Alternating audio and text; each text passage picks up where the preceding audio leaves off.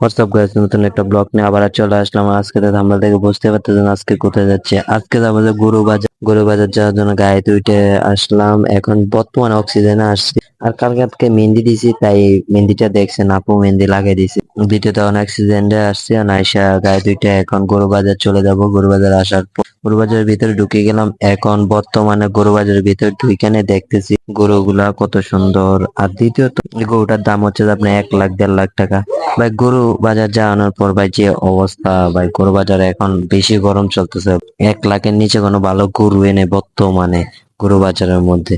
এই কারণে গরু বাজারে এই জিনিসগুলা দেখলে কম রেটে আপনারা কোনো গরু পাবেন না আমার মনে হয়। নিম্নস্থল আপনি 80-70 রাখতে হবে, 80-70 হাজার টাকা রাখতে হবে নিম্নে, এটা যে ছোট মোটো গরুর জন্য। আর সব বড় গরুদের জন্য মানে বেশি টাকায় রাখতে হবে। আর দ্বিতীয়ত ওই জায়গাটায় কি আছে, ছাগল নিয়ে আসতেছে, একটু দেখে আসি ওই জায়গায় কি বিক্রি করে। ছাগলগুলো আনতেছে, যখন একটু হাঁটতে হাঁটতে চলে যাচ্ছে ওই জায়গাগুলো দেখতে দেখতে চলে যাইতেছি। আর দ্বিতীয়ত হলো যে আমি যাওয়ার সময় দেখলাম অনেক মানুষ আছে, গরু বাজার বেশি মানুষ যাচ্ছে, কিন্তু এত বেশি মানুষ গরু কিনতেছে না। আর গরুগুলা দেখতে অনেক ভালো।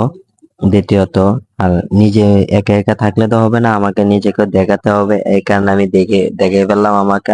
আর এই গরুটা হচ্ছে যে আপনার প্রায় 2 লাখ টাকার মতন পড়বে এই গরুটার দাম। এখন দেখি ওই জায়গাতে বালতি দিয়ে পানি নিয়ে আসতেছে সবাই, একটু যে দেখে আসি। বালতি বালতি পানি করতে আসতেছে, আবার ছাগলও নিয়ে আসতেছে সবাই।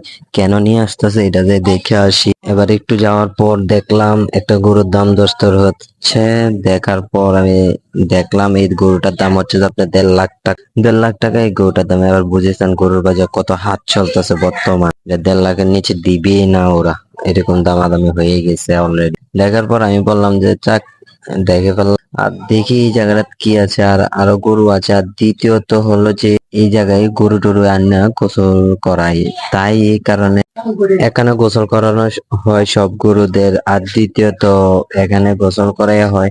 আর ভিতরে ঢুকে দেখি কতগুলা গরু আছে, এনেকে অনেক মানুষ থাকে গরু নিয়ে আসার পর, অনেক পরিশ্রম পায় জায়গা। কিন্তু তারা যদি 2 টাকা লাভ করতে না পারে, তারা কি আর এখানে থাকবে কখনো? এই কারণে ওরা সবসময় থাকে। দ্বিতীয়ত আর আমার চিন্তা ছিল যে একটা আশা ছিল একটা গরু বাজার নিয়ে ব্লগ নিয়ে আসবো আসবো আসবো, কিন্তু সময় করে সুযোগ করে পারতেছিলাম না। তাই আমি চলে গেলাম আজকে গরু বাজারে, যে এনে একটা সময় সুযোগ করে একটা গরু নিয়ে একটা ব্লগ করে ফেললাম। সবাই মন চায় একটা গরু বাজার নিয়ে ব্লগ করতে, আর ঈদের সময় একটা গরু বাজার নিয়ে যদি ব্লগ না করি তাহলে এটা কি ব্লগ বলা হবে ভাই? এই কারণে গরু বাজার নিয়ে একটা ব্লগ করে ফেললাম। আর দ্বিতীয়ত আর কিছু বলার নেই। আর গরুগুলা এত কিউট বলার বাইরে ভাই, আমি অনেকগুলা গরু দেখছি, এত কিউট গরুগুলা, অনেক ভালো লাগছে আমার জিনিসগুলা দেখে।